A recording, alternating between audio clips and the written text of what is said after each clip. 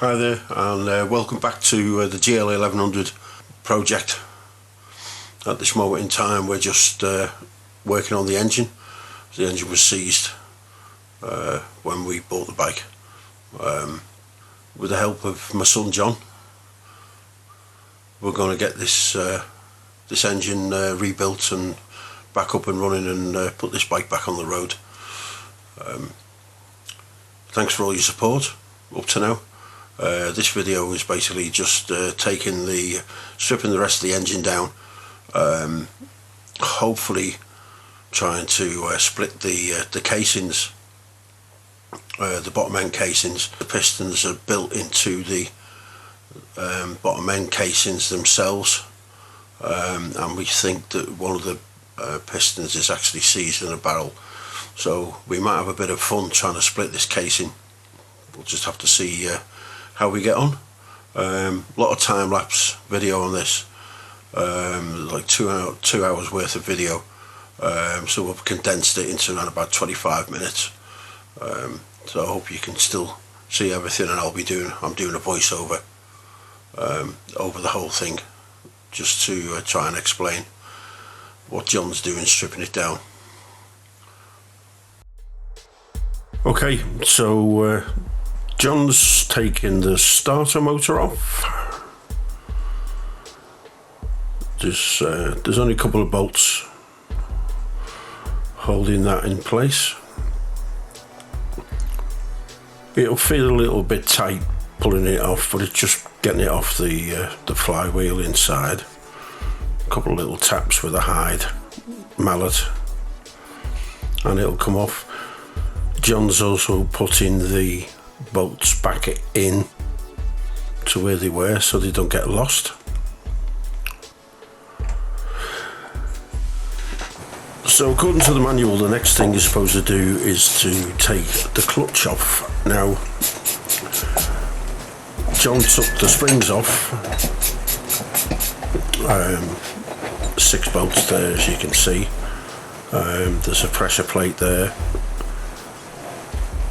There's 6 bolts and then 6 springs behind it. When you do take them off, just put everything back on the way it comes off so you can actually see. Then there's a little tab washer.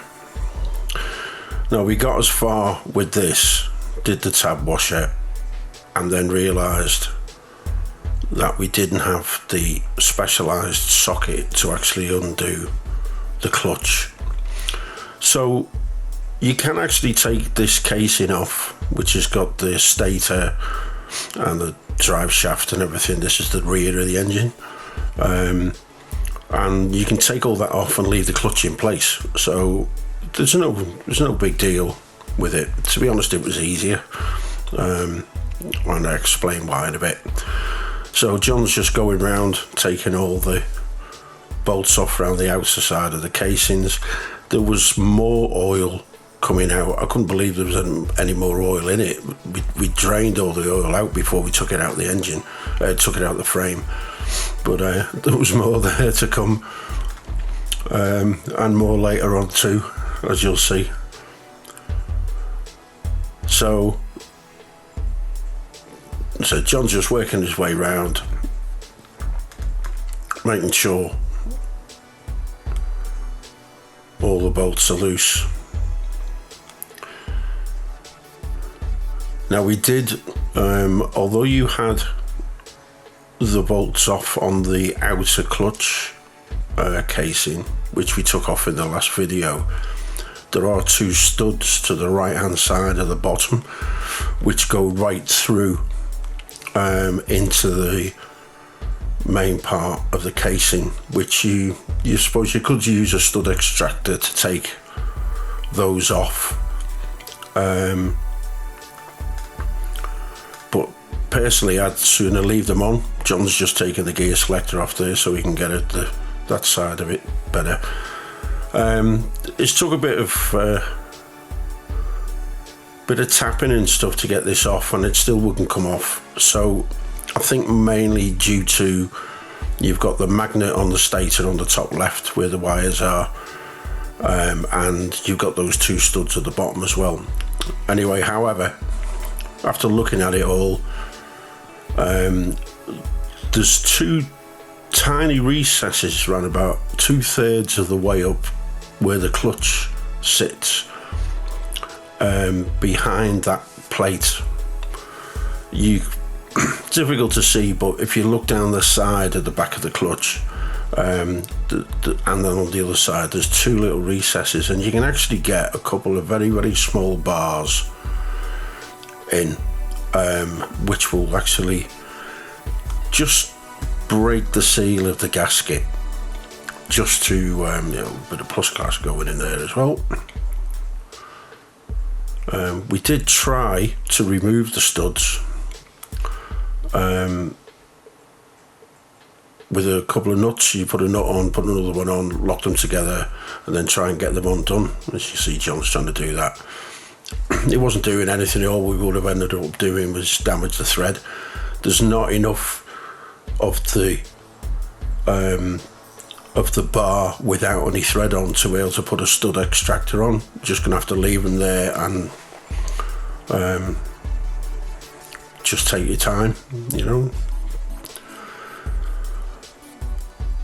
More oil coming out. So here's me just having a little shufty there and thinking, all right, okay, there's a couple of little gaps there so that we can actually put something in. And it was a mixture of, as I said, the magnet on the stator, those two studs, and the shaft drive, the final drive as well. It's all, has to be a tight fit. It's on bearings and everything, and you've just got to. So you can see, it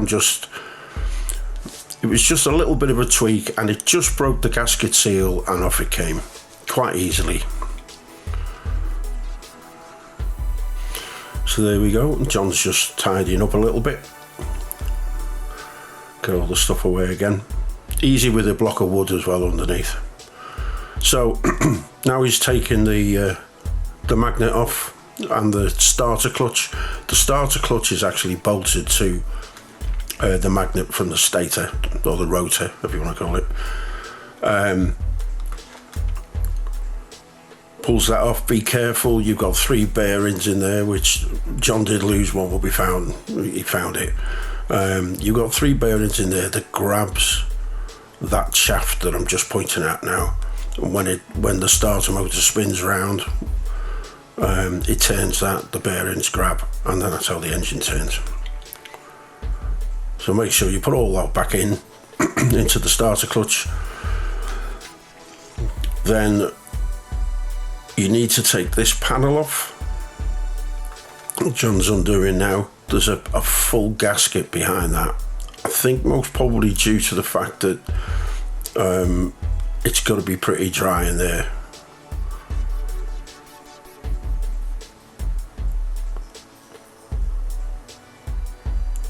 Can't let any moisture in there. Just a little bit of oil for the final drive. And there's a cog that sits in there, which you'll see in a minute when you actually pull the final drive out.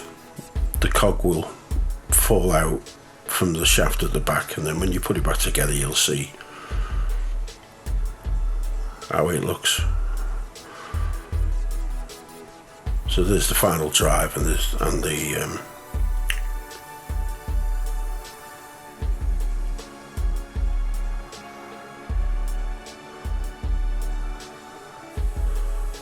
so there we go.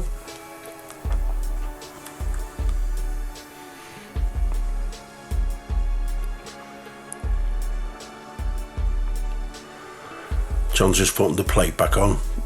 No reason to just leave it off. Might as well put it back on for now. We've got to put a new gasket on it and everything eventually, but it's not going to get in the way of actually taking the casings apart.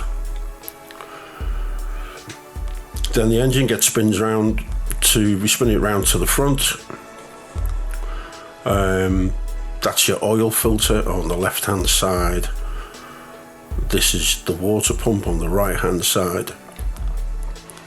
The There's a little water pump house in there.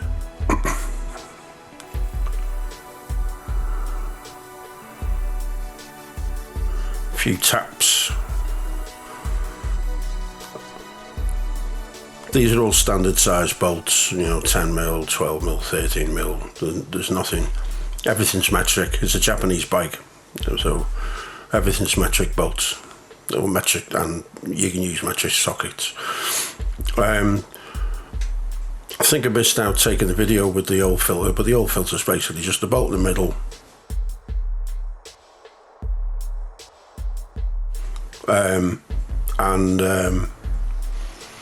You know, it just unscrews with the oil filter in. You can take that off. Quite tight, this one, this particular casing. So he's only just sort of touching the gasket just to break the gasket a little bit.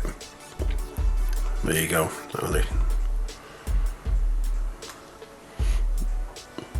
So you don't really, if you're using sort of little metal sliders or anything to try and get into stuff, you only use it ever so slightly or you'll damage your casings. I said, this has been stood for so long, so chances are that you need to use a couple of little small thin screwdrivers just to get that off. So then the next bit, John's now taking the screws out of the, I suppose this is the inner casing of the oil filter and the water pump.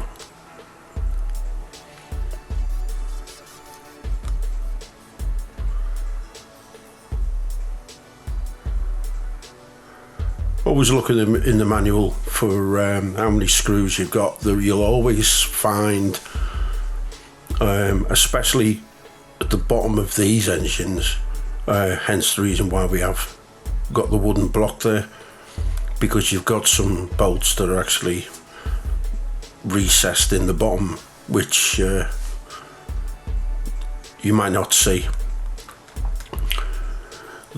All these bolts are quite various sizes, so basically John's put all the bolts onto a piece of cardboard, and Nosy there has cable hook and stuff like that, just so that you can put them back in the right place afterwards when he's rebuilding it. That casing came off really easy. Then as you can see behind there, you've got the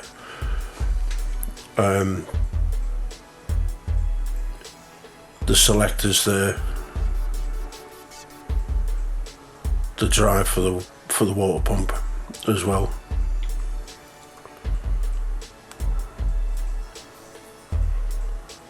It's just clearing everything up.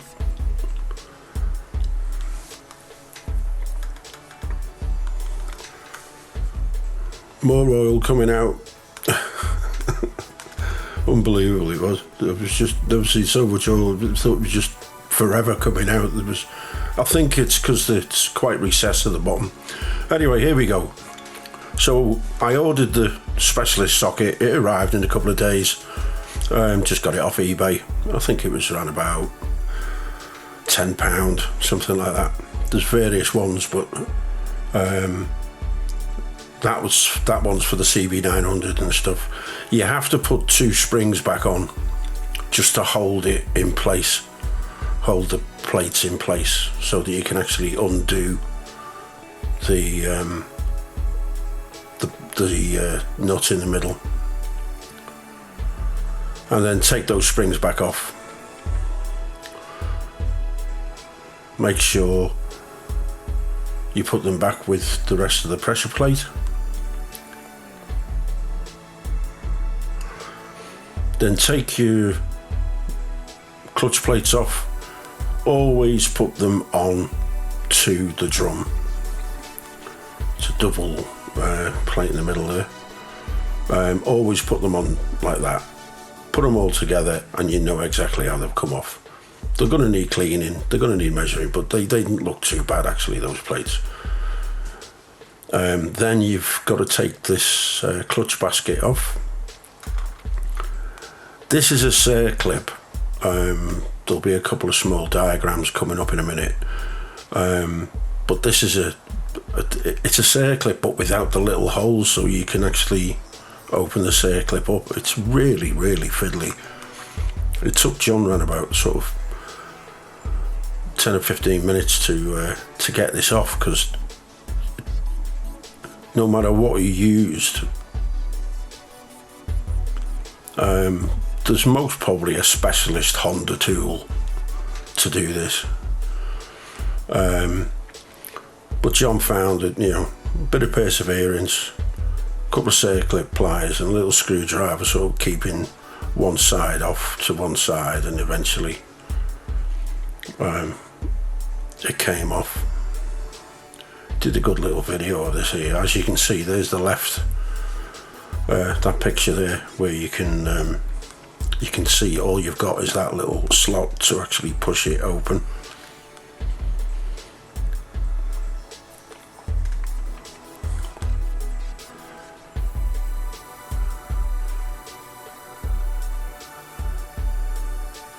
It took John ages to get this off, you know.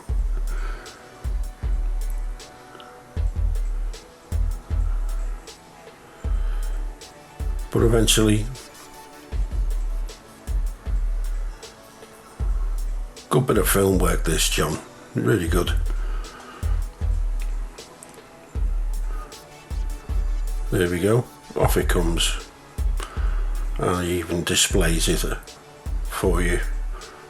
There we go, that's what he was fighting with. So then that clutch basket will not come off until you undo the sprocket that's behind it, because the whole lot comes off together. There you go, that all comes off together. As you can see on that picture on the left hand side now, they're the two studs that were on the casing that we were having problems getting off. To be honest, I don't really want to take them off. I'd sooner leave them on, because it will be a good locator to actually put the when we put the that casing back on. So spin round to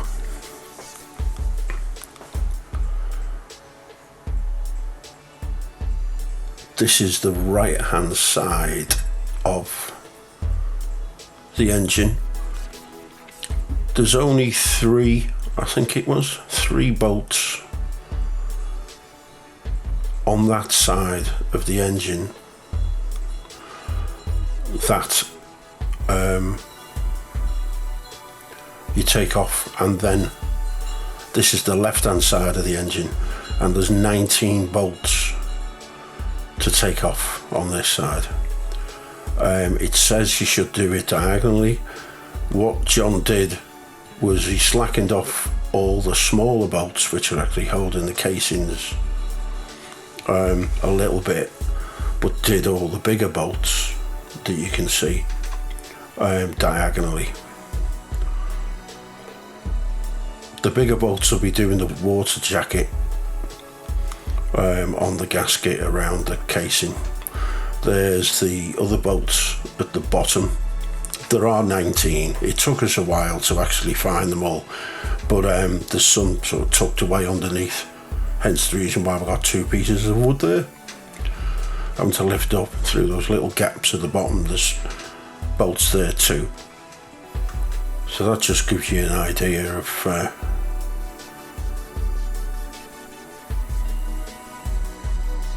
where all the bolts are. I think it was going to be a bit awkward for me to try and put little arrows everywhere.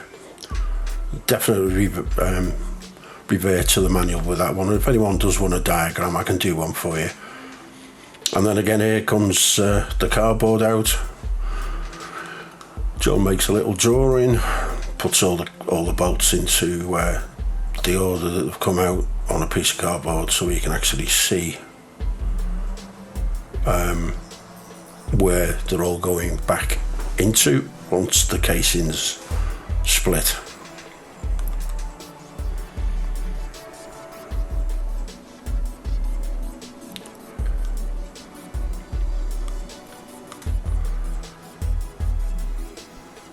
again, I will reiterate, there's 19 bolts, 19 bolts on this side of the engine that's holding the whole casing together. Watch out for the dowels in the head there as well, that you don't lose. They're stuck in, so we're all right, but you don't lose the dowels for when you put the heads back on.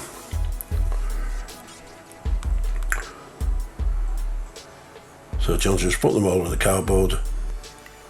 While John's doing this, thought I'd just mention, so 6mm thread is a 10mm nut, 8mm thread is a 13mm nut, sometimes 12.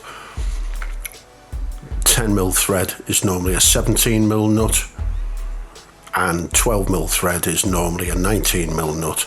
Sometimes it does vary, but that's the standard that you normally can work to with metric thread and the sockets that you need for that particular thread. There's a picture up there for you to see it all. Hope that's clear enough for you. This is the selector shafts and stuff for the gearbox.